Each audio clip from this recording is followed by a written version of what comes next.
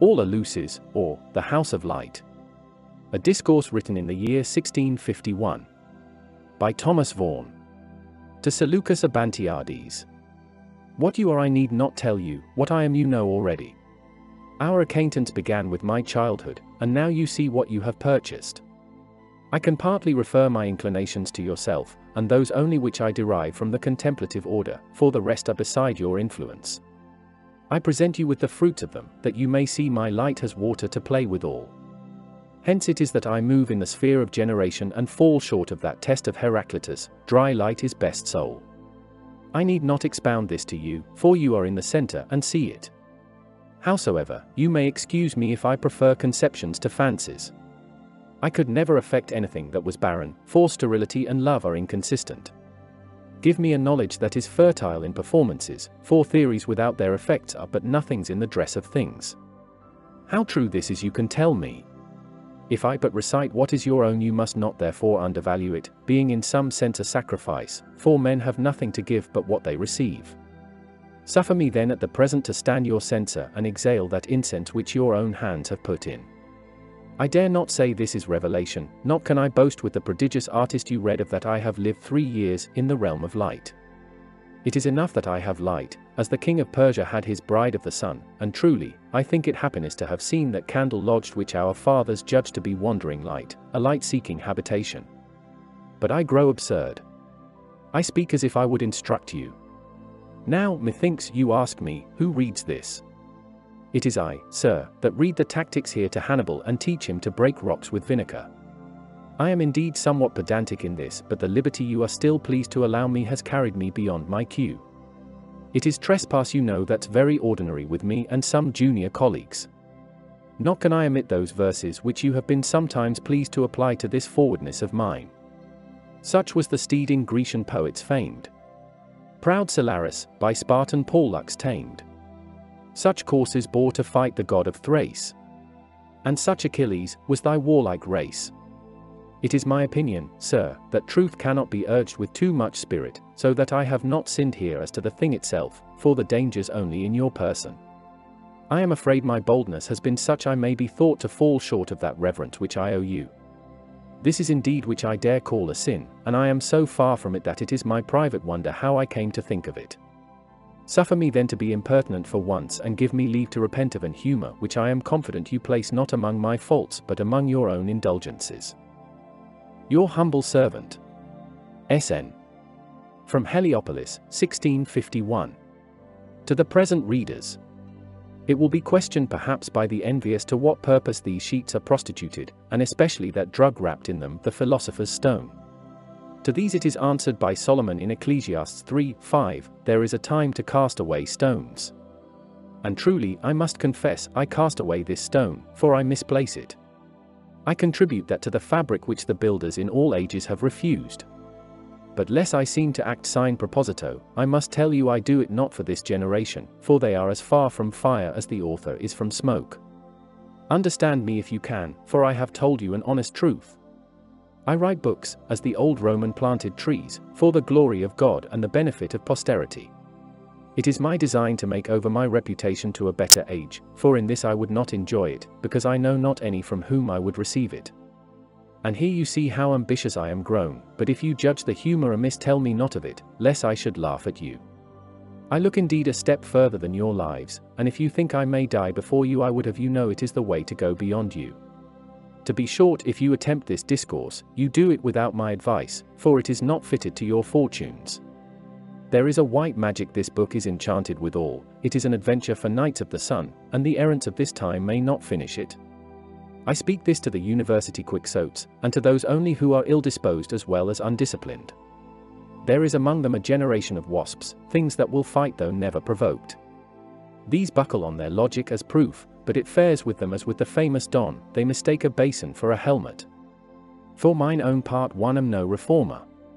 I can well enough tolerate their positions, for they do not trouble mine. What I write is no rule for them, but is a legacy deferred to posterity, for the future times, wearied with the vanities of the present, will perhaps seek after the truth and gladly entertain it. Thus you will see what readers I have predestined for myself, but if any present mastics fastens on this discourse, I wish him not to traduce it, lest I should whip him for it. This is advice, which if be well observed, it is possible I may communicate more of this nature. I may stand up like a Pharis in a dark night and hold out that lamp which Philalethes has overcast with that envious phrase of the rabbis. Ofttimes the silence of wisdom.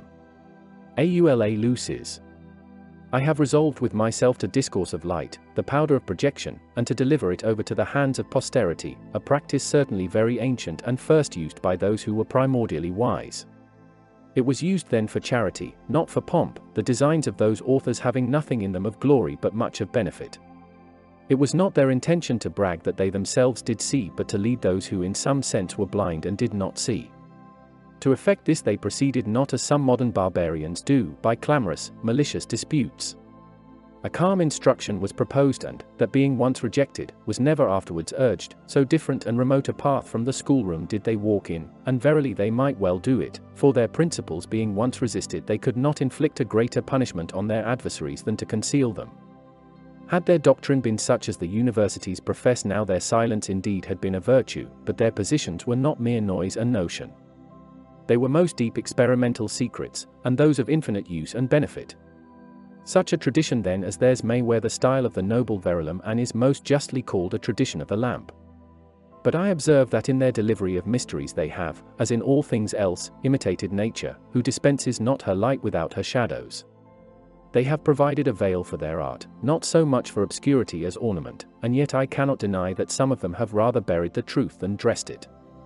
For my own part, I shall observe a middle way, neither too obscure nor too open, but such as may serve posterity and add some splendor to the science itself. And now, whosoever you are that in times to come shall cast your eyes on this book, if you are corrupted with the common philosophy, do not presently rage and take up the pen in defiance of what is here written. It may be you have studied these 3 questions pro forma and quick you are to dispute. But have you concocted the whole body of philosophy? Have you made nature the only business of your life? And have you arrived at last to an infallible experimental knowledge? If none of these things, upon what foundation do you build? It is mere quacking to oppose the dead, and such perhaps as your betters do not attempt in your own time of life. But as one said, that advantage breeds baseness. So some may insult because their adversary is out of the way, and tell me with that friendly stoic, dost you not hear this, amp hiatus, you who are hidden under the earth? If any such tares spring above ground, when I am under it, I have already looked upon them as an idle, contemptible bundle. I have prepared them a convenient destiny, and by my present scorn annihilated their future malice. It is a better and more serious generation I would service, a generation that seeks nature in the simplicity thereof and follows her not only with the tongue but with the hand. If you are such then as this character speaks, let me advise you not to despair. Give me leave also to affirm to you, and that on my soul, that the consequences and treasures of this art are such and so great that your best and highest wishes fall short of them. Read then with diligence what I shall write, and to your diligence add patience, to your patience hope, for these are neither fables nor follies. For the old stores of fame and power I steal, and holy springs audaciously unseal. I tell you a truth as ancient as the fundamentals of the world. Now, lest my preface should exceed in relation to the discourse itself, which must be but short, I will quit this preliminary, that I may bring thee within doors, and here will I show you the throne of light and the crystalline court thereof. Light originally had no other birth than manifestation, for it was not made but discovered. It is properly the life of everything, and it is that which acts in all particulars, but the communion thereof with first matter was celebrated by a general contract before any particulars were made. The matter of itself was a passive thin substance but apt to retain light, as smoke is to retain flame. After impregnation it was condensed to a crystalline moisture, unctuous and fiery, of nature hermaphroditic, and this in a double sense, in relation to a double center, celestial and terrestrial. From the terrestrial center proceeded the earthly Venus, which is fiery and masculine, and the earthly Mercury, which is watery and feminine. These two are one against the other. From the celestial center proceeded 2 living images, namely, a white and a red light, and the white light settled in the water but the red went into the earth. Hence you may gather some infallible signs, whereby you may direct yourselves in the knowledge of the matter and in the operation itself, when the matter is known. For if you have the true sperm and know withal how to prepare it, which cannot be without our secret fire, you shall find that the matter no sooner feels the philosophical heat but the white light will lift himself above the water, and there will he swim in his glorious blue vestment like the heavens. But that I may speak something more concerning the chaos itself, I must tell you it is not rainwater nor dew, but it is a subtle mineral moisture, a water so extremely thin and spiritual, with such a transcendent, incredible brightness, there is not in all nature any liquor like unto itself. In plain terms, it is the middle substance of the wise men's mercury, a water that is coagulable and which may be hardened by a proper heat into stones and metals. Hence it was that the philosophers called it their stone, or if it be lawful for me to reveal that which the devil out of envy would not discover to Elardus, I say they called it a stone, to the end that no man might know what it was they called so. For there is nothing in the world so remote from the complexion of a stone, for it is water and no stone. Now what water it is I have told you already, and for your better instruction I shall tell you more. It is a water made by nature, not extracted by the hands of man. Nor is it mere water but a spermatic, viscous composition of water, earth, air and fire. All these four natures unite in one crystalline, coagulable mass, in the form or appearance of water, and therefore I told you it was a water made by nature. But if you ask me how nature may be said to make any such water, I shall instruct you by an example that's obvious.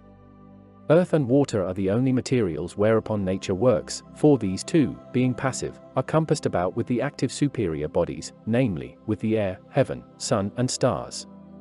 Thus do they stand in the very fire, at least under the beams and ejaculations thereof, so that the earth is subject to a continual torrefaction and the water to a continual coction.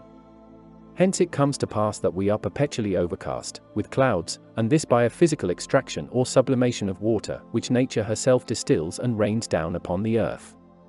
Now this water, though of a different complexion from the philosopher's mineral water, yet has it many circumstances that well deserve our observation. I shall not insist long upon any, I will only give you one or two instances and then return to my subject. First of all then, you are to consider that nature distills not beyond the body, as the chemist does in the recipient. She draws the water up from the earth, and to the same earth does she return it, and hence it is that she generates by circular and reasonable imbibitions. Secondly, you must observe that she prepares her moisture before she imbibes the body therewith, and that by a most admirable preparation.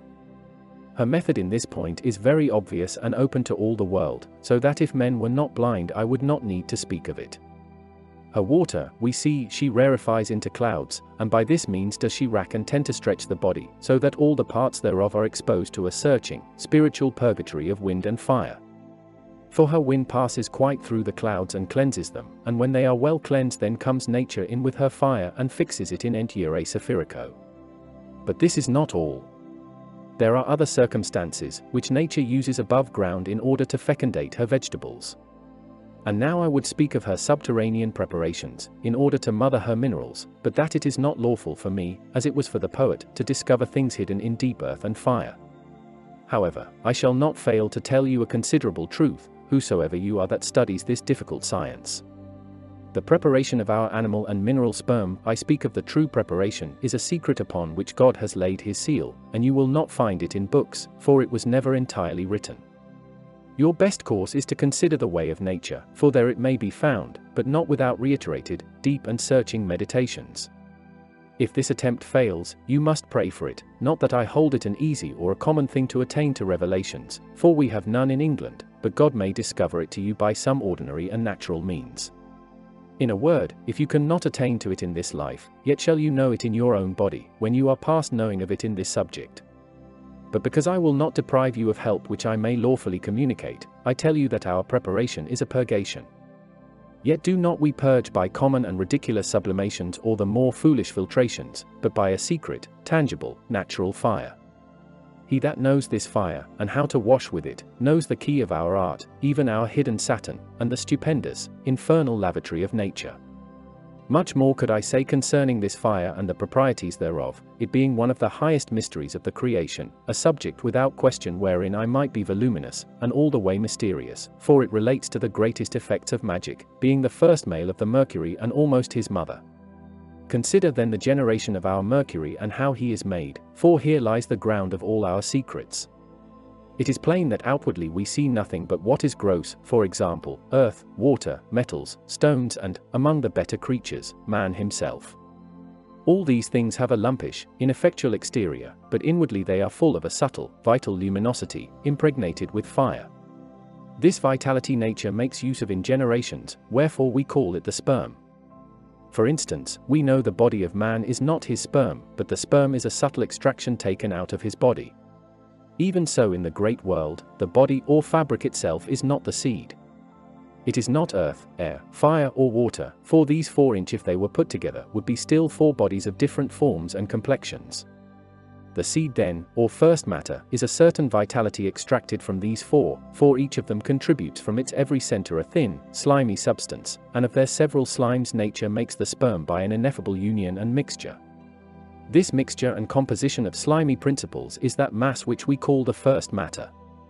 It is the manera of man, whereof God made him, in a double image did he make him in the day that he became a living soul. Hence a famous artist, speaking of the creation of Adam and alluding to the first matter, delivers himself in these terms: from the limosity of the elements did God create Adam, namely, from the limosity of earth, water, air and fire, and he gave unto him life from the Son of the Holy Spirit, and from light, clarity and the light of the world. Have a care then that you mistake not any specified body for the sperm. Beware of quicksilver, antimony and all the metals have nothing to do with aught that is extracted from metals. Beware of salts, vitriols, and every minor mineral. Beware of animals and vegetables, and of everything that is particular, or takes place in the classis of any known species. The first matter is a miraculous substance, one of which you may affirm contraries without inconvenience. It is very weak and yet most strong. It is excessively soft and yet there is nothing so hard. It is one and all, spirit and body, fixed and volatile, male and female, visible and invisible, burns and burns not. It is water and wets not, it is earth that runs and air that stands still. In a word, it is Mercury, the laughter of fools and the wonder of the wise, nor has God made anything that is like him. He is born in the world, but was extant before the world.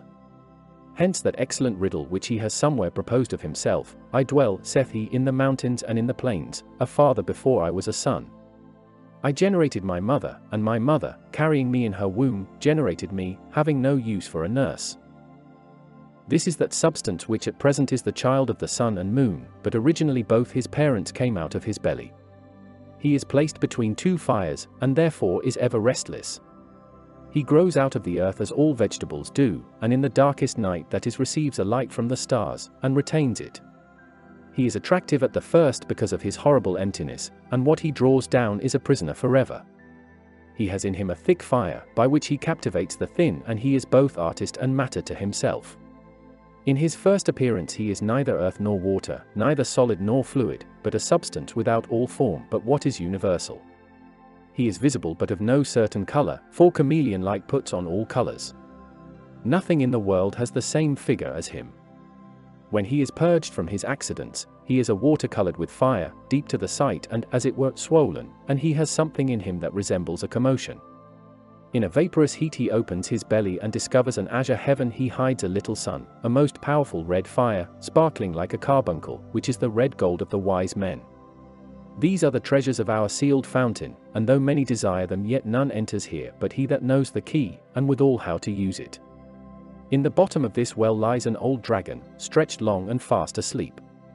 Awake her if you can, and make her drink, for by this means she will recover her youth and be serviceable to you forever. In a word, separate the eagle from the green lion, then clip his wings, and you have performed a miracle. But these, you will say, are blind terms, and no man knows what to make of them. True indeed, but they are such as are received from the philosophers.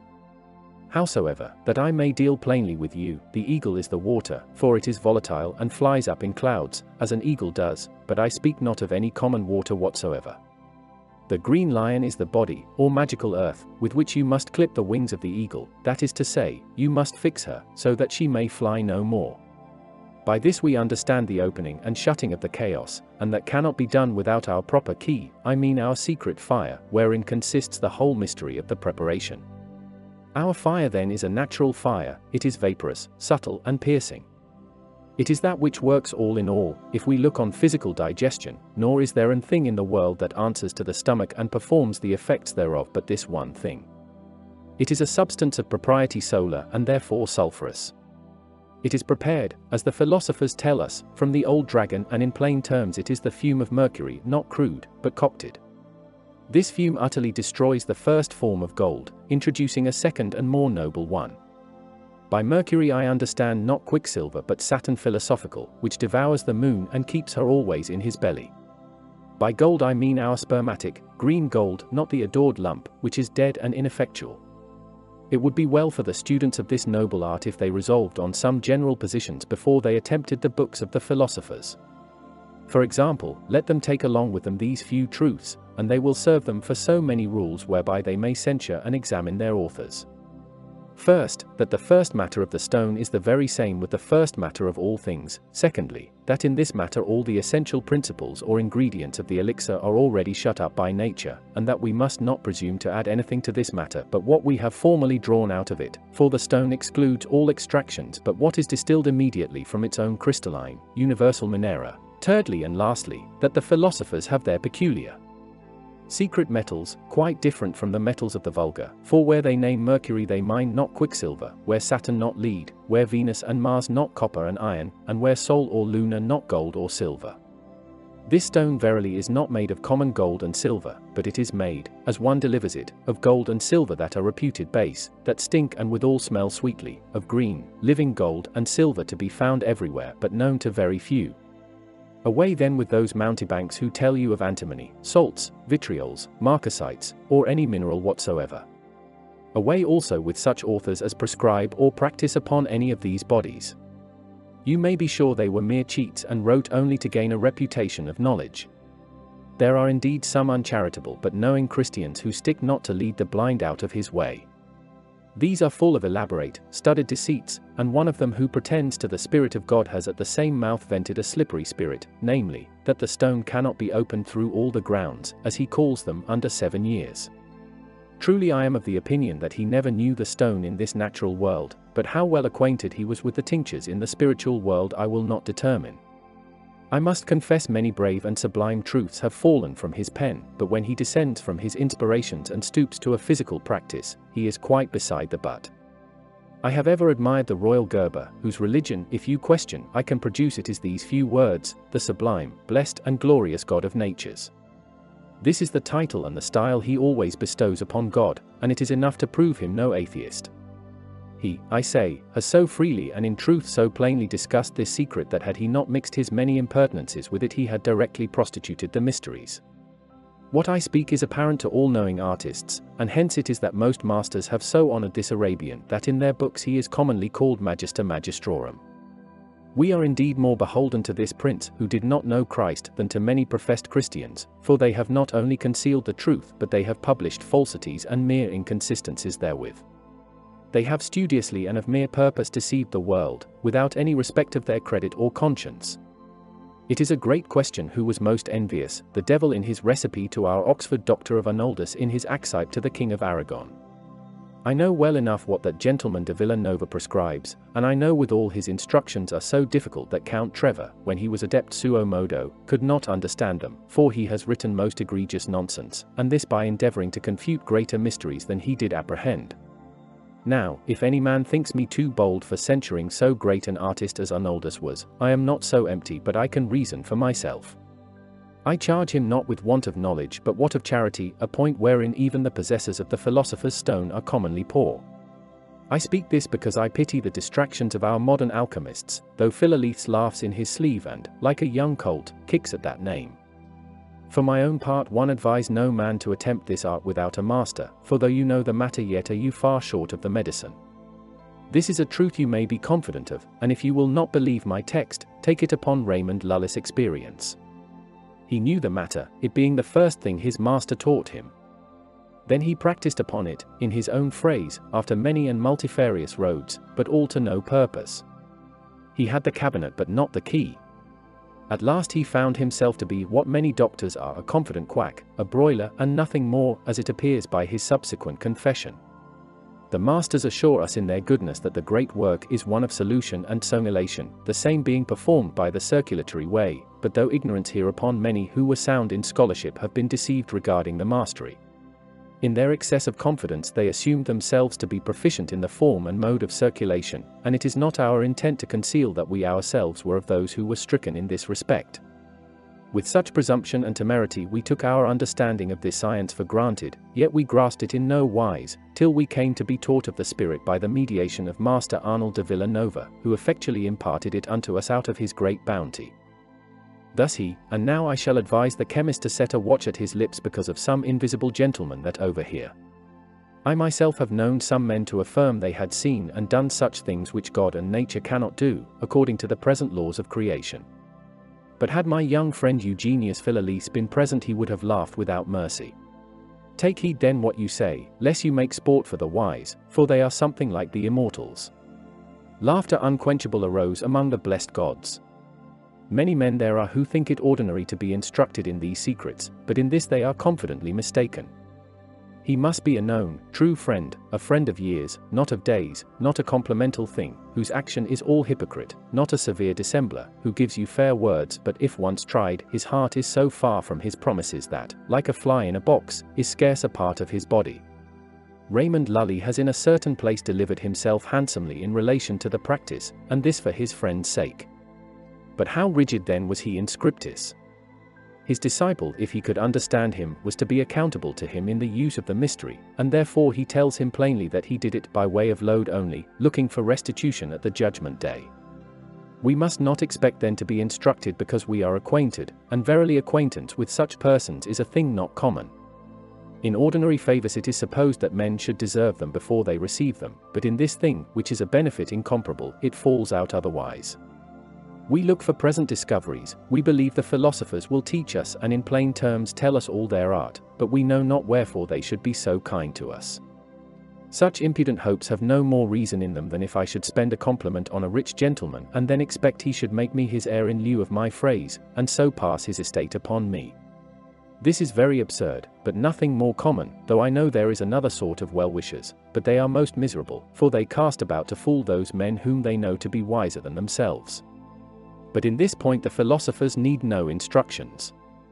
They can act many parts, and he that plots to overreach them takes a course to break before he sets up. It remains then that we bestow our attempts on their books, and here we must consider the two universal natures, light and matter. Matter, as I have formerly intimated, is the house of light. Here he dwells and builds for himself, and, to speak truth, he takes up his lodging in sight of all the world. When he first enters it, it is glorious, transparent room, a crystal castle, and he lives like a familiar in diamonds.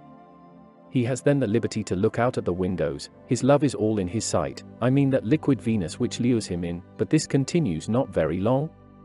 He is busy as all lovers are and labors for a closer union, insinuates and conveys himself into the very substance of his love, so that his heat and action stir up her moist essences, by whose means he becomes an absolute prisoner. For at last the earth grows over him out of the water, so that he is quite shut up in darkness, and this is the secret of the eternal God, which he has been pleased to reveal to some of his servants, though mortal man was never worthy of it. I wish it were lawful for me to enlarge myself in this point for religion's sake, but it is not safe or convenient that all ears should hear even the mysteries of religion.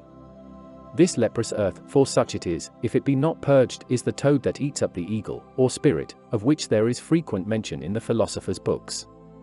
In this earth also have many of the wise men seated that tincture which we commonly call darkness.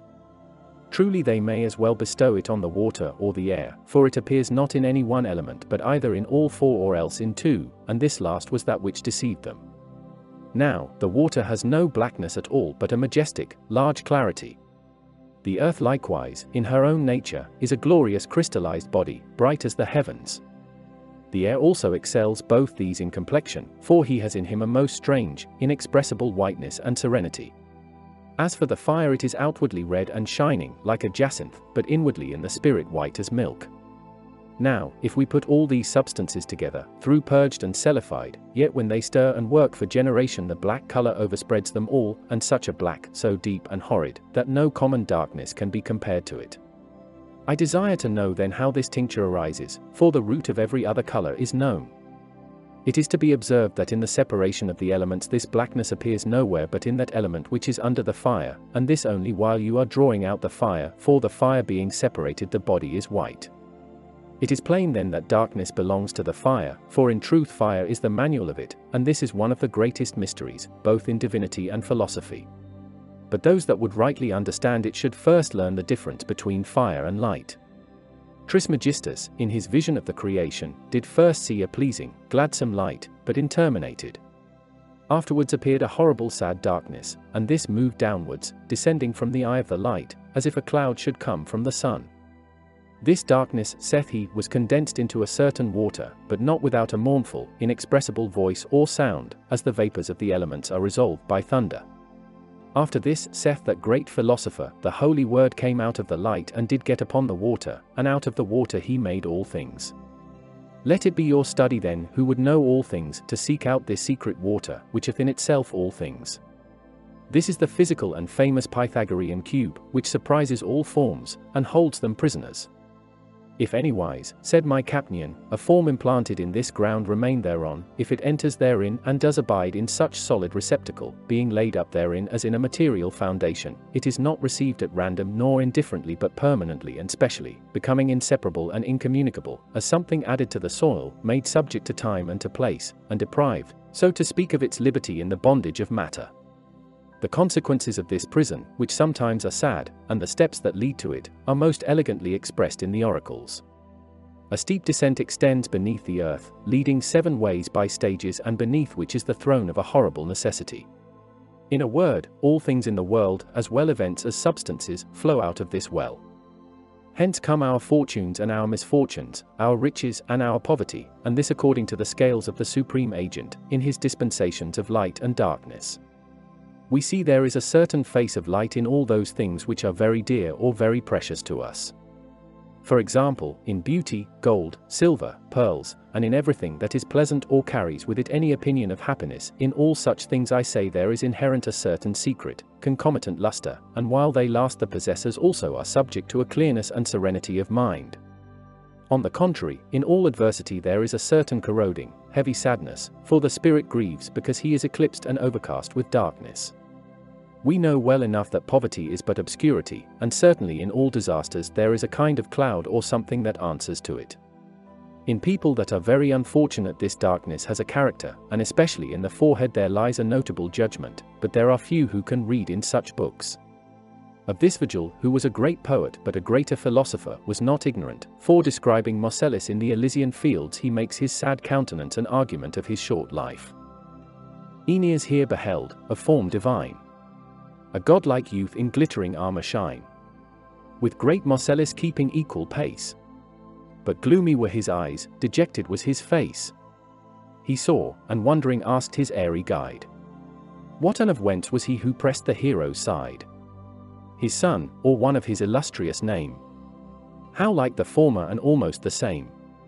Observe the crowd that compass him around. All gaze and all admire, and raise a shouting sound. But hovering mists around his brows are spread, and night with sable shades involves his head. But these are things that ought not to be publicly discussed, and therefore I shall omit them. He that desires to be happy let him look after light, for it is the cause of happiness, both temporal and eternal. In the house thereof it may be found, and the house is not far off nor hard to find, for the light walks in before us and is the guide to his own habitation. It is the light that forms the gold and the ruby, the adamant and the silver, and he is the artist that shapes all things. He that has him has the mint of nature and a treasure altogether inexhaustible. He is blessed with the elect substance of heaven and earth, and in the opinion of the turber deserves to be called blessed and is raised above the circle of the earth. Nor indeed without reason, for nature herself dictates to us and tells us that our happiness consists in light. Hence it is that we naturally love the light and rejoice in it, as a thing agreeable and beneficial to us. On the contrary, we fear the darkness and are surprised in it with a certain horror and a timorous expectation of some hurt that may befall us. It is light then that we must look after, but of itself it is so thin and spiritual we cannot lay hands upon it and make it our possession. We cannot confine it to any one place, that it may no more rise and set with the sun. We cannot shut it up in a cabinet, that we may use it when we please, and in the dark night see a glorious illustration. We must look then for the mansion of light, that oily, ethereal substance that retains it, for by this means we may circumscribe and confine it. We may impart and communicate it to what bodies we please, give the basest things a most precious luster and a complexion as lasting as the sun. This is that mystery which the philosophers have delivered hereunto in most envious and obscure terms, and though I do not arrogate to myself a greater knowledge than some of them had, yet I do affirm, and that knowingly, that this secret was never communicated to the world in a discourse so plain and positive as this is. It is true this script is short, and the body of magic has no proportion to these few lines. To write of it at large and discover its three scenes, elemental, celestial and spiritual, was sometimes the design of one that was able to perform. But he, and it was every the fortune of truth to be so served, was not only opposed but abused by a barbarous, malicious ignorant one. I should think that gentleman did set up for Bartholomew Fair, he has such contrivances in his second lash. The tutor dedicates to his pupil, and the same pupil versifies in commendation of his tutor.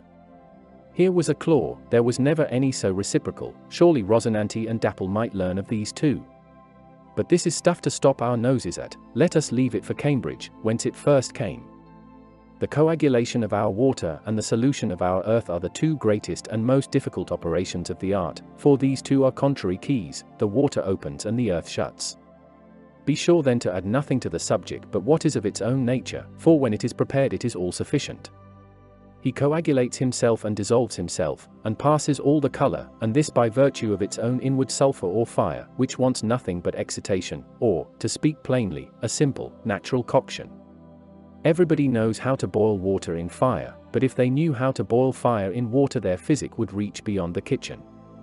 Study then and despair not, but study no curiosities. It is a plain, straight path that nature walks in, and I call God to witness that I write not this to amaze men, but I write that which I know to be certainly true. This is all I think fit to communicate at this time, neither had this fallen from me but that it was a command imposed by my superiors. They that desire experimental knowledge may study it as a sure guide, but he that rests at his lips and puts not his philosophy into his hands needs not these instructions. Wit's Commonwealth or a book of apothegms may serve his turn. I prescribe not here for any but such as look after these principles, and they must give me leave to inform them, if they be not perfect masters of the art. I am one that gives and takes, and this to avoid contentions. I can suffer the schoolman to follow his own placids, so long as he does not hinder me to follow mine. In a word, I can tolerate men's errors and pity them. I can propound the truth, and if it be not followed, it is satisfaction to me that what I did was well done. A postscript to the reader. This small discourse was no sooner finished, though by command, but the same authorities recalled their commission, and now being somewhat transformed I must, as some mysteriously have done, live a tree. Yet the wise know that groves have their wood nymphs, and I remember I have read of an image whose hic Phodias placed the substance in the shadow. To be plain, I am silenced, and though it be in my power to speak, yet I have laws as to this subject which I must not transgress. I have chosen therefore to oppose my present freedom to my future necessity, and to speak something at this time which I must never publicly speak hereafter. There is no defect in aught that I have written, if I but tell you one thing which the philosophers have omitted. It is that which some authors have called the vessel of nature and the green vessel of Saturn, and Miriam calls it the vessel of Hermes. A monstrous substance it is, and to speak the very truth, it is the matrix of nature, wherein you must place the universal sperm as soon as it appears beyond its body. The heat of this matrix is sulphurous, and it is that which coagulates the sperm, but common fire, though it be most exactly regulated, will never do it, and in this opinion see that you be not deceived. This matrix is the life of the sperm, for it preserves and thickens it, but beyond the matrix it takes cold and dies, and nothing effectual can be generated thereof. In a word, without this matrix you will never coagulate the matter nor bring it to a mineral complexion. And herein also there is a certain measure to be observed, without which you will miscarry in the practice. Of this natural vessel speaks Miriam in the following words: the key of the science is in all bodies, but owing to the shortness of life and the length of the work the Stoics concealed this one only thing. They discovered tinging elements, leaving instructions thereon, and these also the philosophers continue to teach, save only concerning the vessel of Hermes, because the same is divine, a thing hidden from the Gentiles by the wisdom of God, and those who are ignorant of it know not the regimen of truth for want of the hermetic vessel. In the proportion and regimen of this thing which they call their vessel, and sometimes their fire, consists all the secret. And verily the performances thereof are so admirable and so speedy they are almost incredible. Had I known this at first it had not been with me as it has been, but every event has its time, and so had I. This one thing, to lay aside other reasons, does not only persuade but convince me that this art was originally revealed to man. For this I am sure of, that man of himself could not possibly think of it, for it is invisible. It is removed from the eye, and this out of a certain reverence, and if by chance it comes into sight it withdraws again naturally. For it is the secret of nature, even that which the philosophers call the first copulation. This is enough to a wise artist, at least it is all I intend to publish. And now, reader, farewell.